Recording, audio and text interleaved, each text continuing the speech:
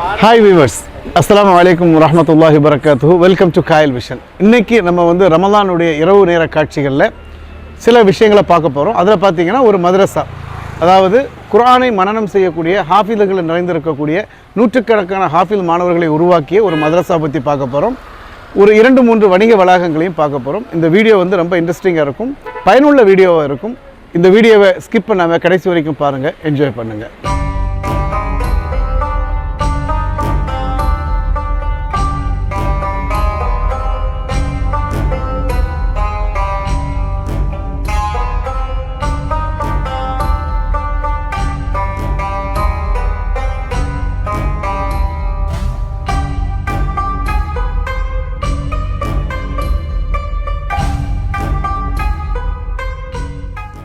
அஸ்ஸலாமு அலைக்கும் வரஹ்மத்துல்லாஹி வபரகாத்துஹு.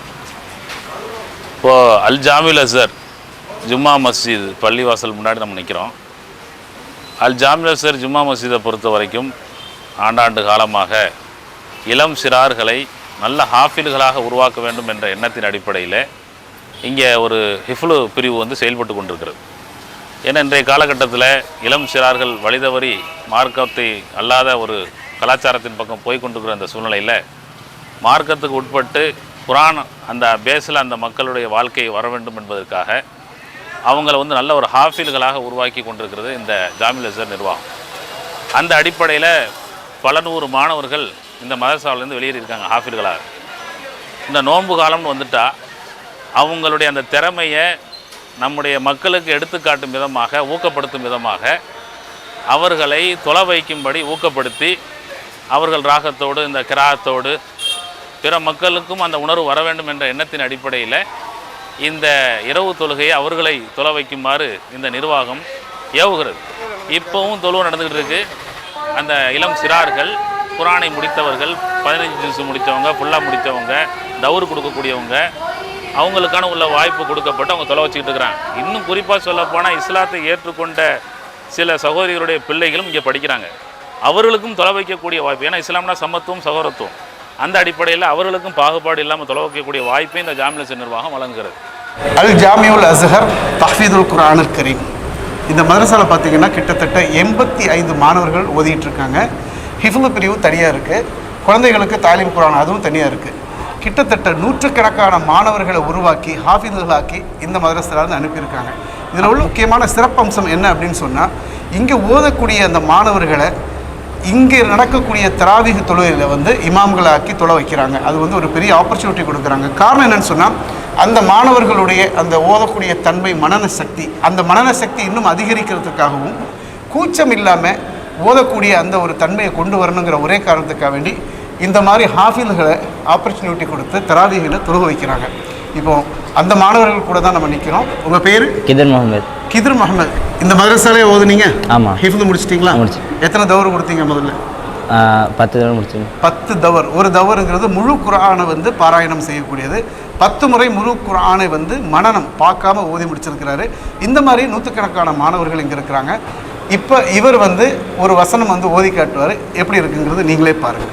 அஊது பில்லாஹி மினஷ் ஷைத்தானிர் ரஜீம். பிஸ்மில்லாஹிர் ரஹ்மானிர் ரஹீம். التائبون العابدون الحامدون السائحون الراقعون الساجدون الآمرون بالمعروف والناهون عن المنكر والحافظون لحدود الله وبشر المؤمنين صدق الله العظيم. இவருடைய பேர் அஹ்மது இஸ்ஹாக். அஹ்மது இஸ்ஹாக்கும் ஒரு ஹாஃபில் தான். பரிபூர்ணமாக திருமறையை முழுமையாக மனனம் செய்திருக்காங்க. நீங்கள் தொலை வச்சிங்களோ? ஆமாம். எத்தனை ரக்காத் தொலை வச்சிங்க? ஒரு சலாம். ஒரு சலாம் தொலை வச்சிருக்கிறீங்க. என்ன ஆயத்து ஓதுனீங்க? யாததினூன். யாததினூன்ங்கிற இதுலேருந்து ஒரு சின்ன ஒரு ஆயத்து உங்களால் ஓத முடியுமா? ஓதுங்க. பிஸ்மில்லாஹிர் ரஹ்மானிர் ரஹீம். أعوذ بالله من الشيطان الرجيم بسم الله الرحمن الرحيم والسابقون الأولون من المهاجرين والأنصار والذين اتبعوهم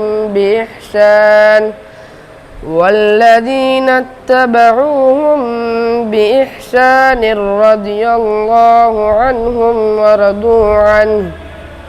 رضي الله ورضوا عنه وأعد لهم جنات تجري تحتها الأنهار خالدين فيها أبدا ذلك الفوز العظيم صدق الله العظيم ما شاء الله அல்ஹம்துலில்லாஹ். இப்போ குர்ஆன் ஓதி முடிச்சு எத்தனை வருஷம் ஆகுது? ஒரு வருஷம் ஆச்சு. ஒரு வருஷம்னா இந்த வருஷம் பட்டம் வாங்குறீங்களா? ஹாஃபிஸ் பட்டம் வாங்கிட்டீங்க. சரி அல்ஹம்துலில்லாஹ். இப்போ என்ன படிக்கிறீங்களா, என்ன செய்றீங்க? படிச்சுட்டு என்ன படிச்சிட்டு இருக்கீங்க? 9th ஸ்டாண்டர்ட் படிச்சிட்டு இருக்கீங்க. அதாவது உலக கல்வி மார்க்க கல்வி இரண்டையுமே சரியான அந்த பிராயத்தில் அந்த வயதில் வந்து புகுத்துறாங்க. அதனால என்ன ஆகுதுன்னு சொன்னால் இம்மைக்கு உள்ளதும் கிடைக்குது, மறுமைக்கு உள்ளதும் கிடைக்குது. இன்றைக்கி ஒரு ஹாஃபில் இந்த ஹாஃபிலை உருவாக்கி நாளைக்கு பட்டதாரியாக கூட ஆகக்கூடிய அந்த வாய்ப்பு இருக்குது. அந்த ஆப்பர்ச்சுனிட்டியை, அந்த ஒரு சிறப்பான வாய்ப்பை இந்த மதரசா நல்குதுங்கிறது மிகையாகாது. ரொம்ப நன்றி, ஜஸாக்கல்லாஹ் ஹைரன். இந்த சிறாருடைய பேர் வந்து சுலைமான் தாவூத். அதாவது பெரிய நெசவு தெருவுலேருந்து வந்திருக்காங்க. அந்த தெருவுலேருந்து ஹாஃபிலுக்கு வந்து ஓதிட்டு இருக்கிறாங்க. இப்போ என்ன படிக்கிறீங்க? 8th ஸ்டாண்டர்ட் படிச்சுக்கிட்டே ஓதுறீங்களோ? சரி, அங்கே போய் படிச்சுக்கிடுவீங்க. படித்ததுக்கப்புறம் இங்கே மதரசாவில் வந்து ஹிஃப்து பண்ணுறீங்க. இப்போ எதுலேருந்து எவ்வளோ எத்தனை ஜுஸு ஓதிருக்கீங்க? 18 ஜுஸு. மேலே இருந்தால் கீழே இருந்தா? கீழே 5, மேலே 5, மேலே 12. மேலேருந்து 12, கீழேருந்து 5. மாஷா அல்லாஹ். இப்போ வந்து மனனம் ஆக்கிட்டீங்க. இன்ஷா அல்லாஹ் இந்த வருஷம் நீங்கள் பட்டம் வாங்கிடுவீங்களா? படிப்புலையும் உஷாராக இருக்கணும், அதே சமயம் ஓதுவலையிலையும் நல்லா உஷாராக இருக்கணும். மொத்தத்தில் இவருடைய கிராத்தையும் நம்ம இப்போ கேட்கலாம்.